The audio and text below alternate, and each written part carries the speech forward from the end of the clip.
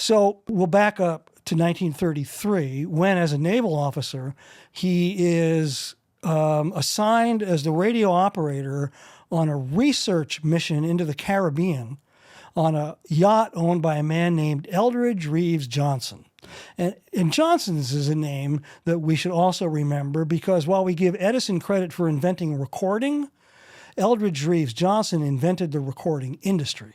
He came up with the master-slave system of creating an original recording, creating copies of that, which were the slaves, and then making millions of copies from the slaves.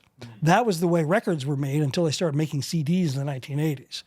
And Eldridge Reeves Johnson was the man who came up with that approach and built a company called the Victor Talking Machines Company around it, which was the most successful manufacturer of phonographs and radio phonographs in the 1920s. The word Victrola comes from Victor Talking Machines Company, and I don't know who Victor was, okay. but that's Eldridge Reeves Johnson's Genesis origin story. Eldridge was 20s loaded. He was doing well. Right. He was 20s loaded. And he had the presence of mind to sell the Victor Talking Machines Company to RCA. So when you see the RCA logo of the terrier tipping his head in front of the big cone loudspeaker that says his master's voice was actually Eldridge Reeves Johnson. But RCA adopted that logo and took it as their own when they acquired the Victor Talking Machines Company and actually became, going into the 1930s, the RCA Victor Company.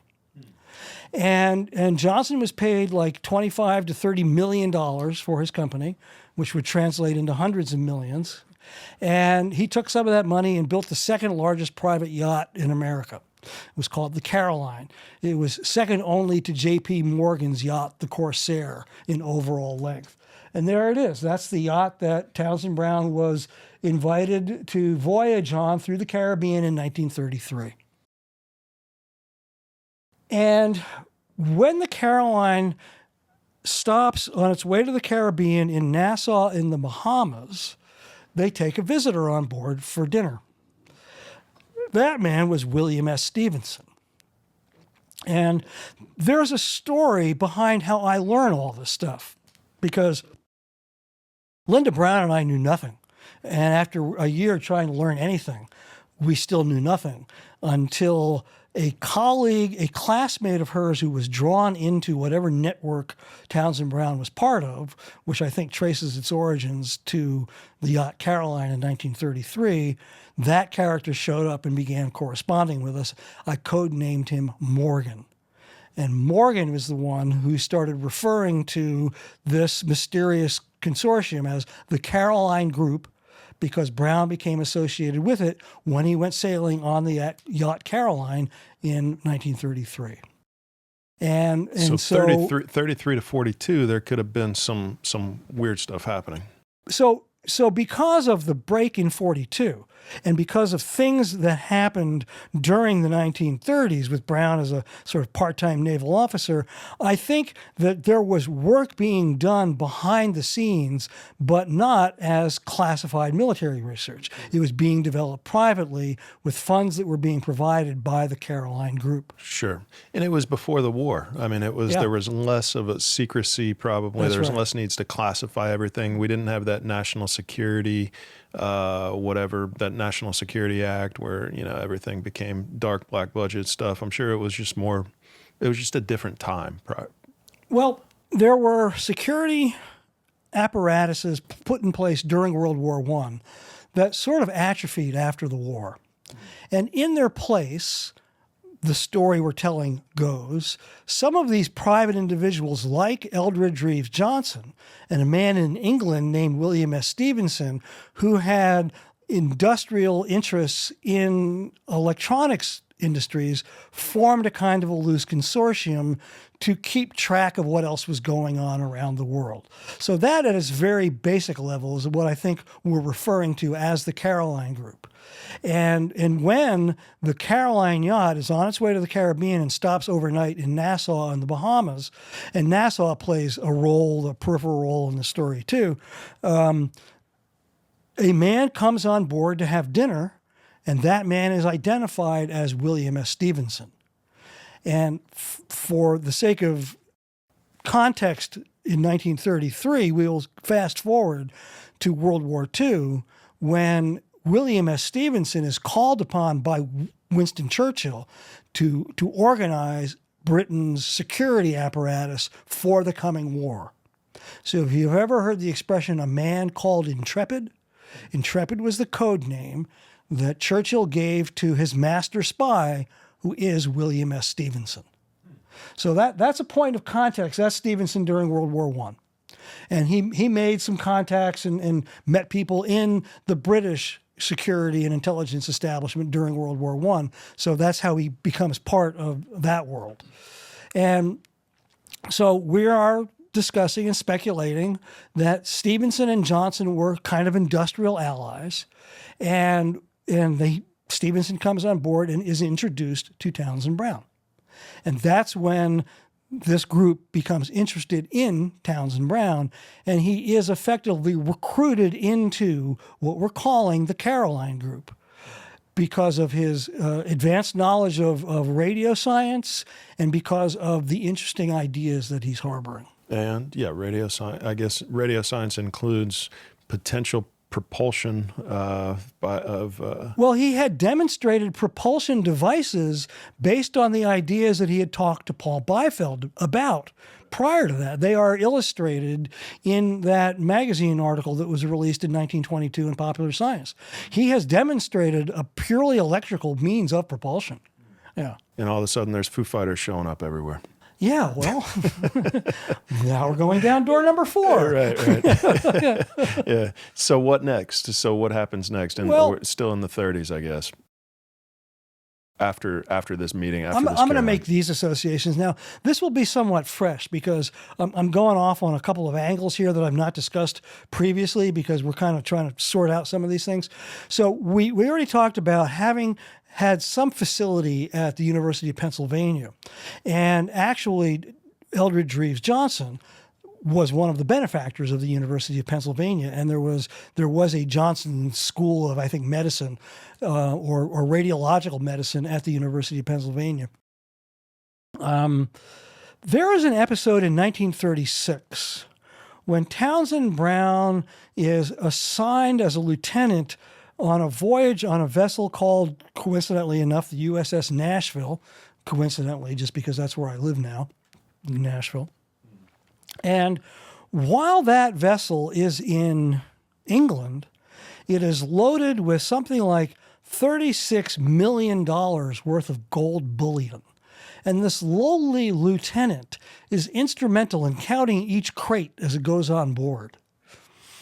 And we don't really know where that money went. But the speculation is that it was used by the Caroline Group to sponsor some of the work that Townsend Brown was doing. So this is the first time. This is like what the Pentagon's doing today with all the money that just completely disappears. It was actually in the form of gold bullion and just completely disappeared in the exact same way. It was a very different environment then. Right, we were still on the gold standard, actually, or Roosevelt had just taken us off it, but gold was still a form of currency. He probably took it off because it all disappeared in this black budget. Yeah. Interesting. Okay. Johnson was very conservatively Republican and opposed Roosevelt, and there's a letter somewhere in the papers where he was very worried about the inflationary impact that Roosevelt's policies were going to have on the economy, particularly taking America off the exchangeable gold standard and then fixing the price at $35 an ounce. Yeah, eventually everything crashes. Yeah, we're not quite yet. Well, everything had already crashed. Yeah, Roosevelt was trying to resurrect it. Yeah. Well, eventually the entire system. I mean, it almost happened in 08 with the banking crisis. That's right. But I mean, we'll get back there. We'll have another. So, okay. So what next? So my speculation is that Brown was continuing to develop his work under private auspices, and maybe that story about the bullion is part of that we don't know for sure, but it's a real story. And I think that work was being done at the University of Pennsylvania, and I think it was an extension of the work that he had done when he was at the Naval Research Labs in the 1930s, developing what appear to be propulsion systems. Let me see if I can get this right, because he actually talks about a three model system. So using the Biefeld-Brown effect, if current is applied to the device, it will be propelled through water. If you propel water through the device, it will generate electricity. And if you propel the device, if you propel water through the device, it will act as a pump. So it was a generator, a means of propulsion, and a pump. That is all documented in correspondence with the Naval Research Labs in the 1930s. And since we're on this note of the story, I will recount my experience of trying to learn what Townsend Brown was doing at the Naval Research Labs in the 1930s. When I met Linda Brown in 2003, she brought with her this two Rubbermaid tubs, which was all that she had left of her father's archives.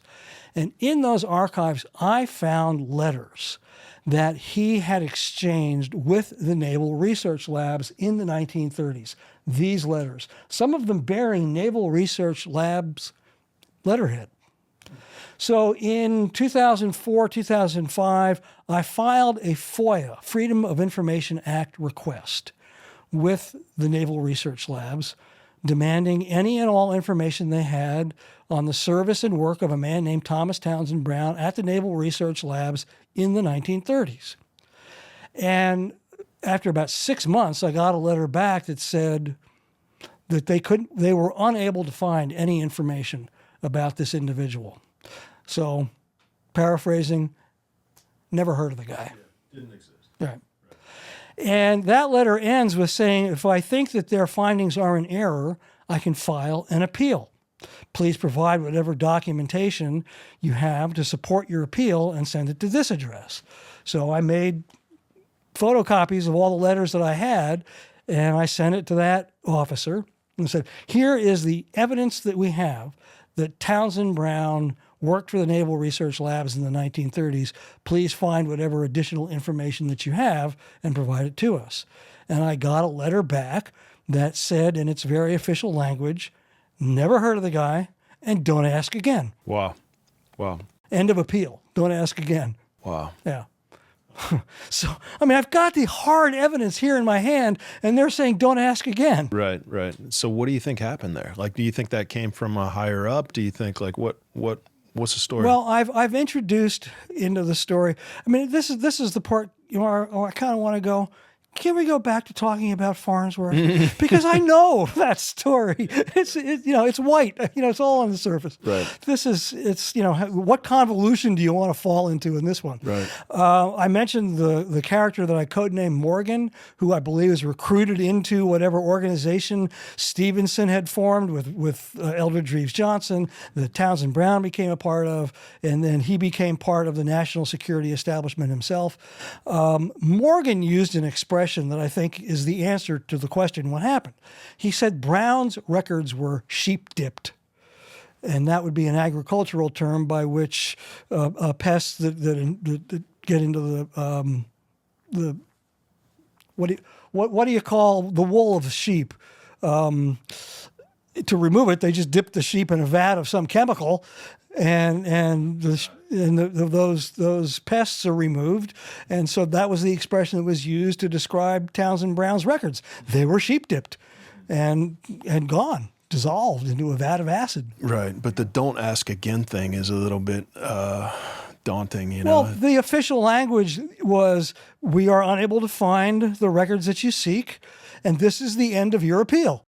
You have appealed, we have denied your appeal, and that's the end of the story. So don't ask again.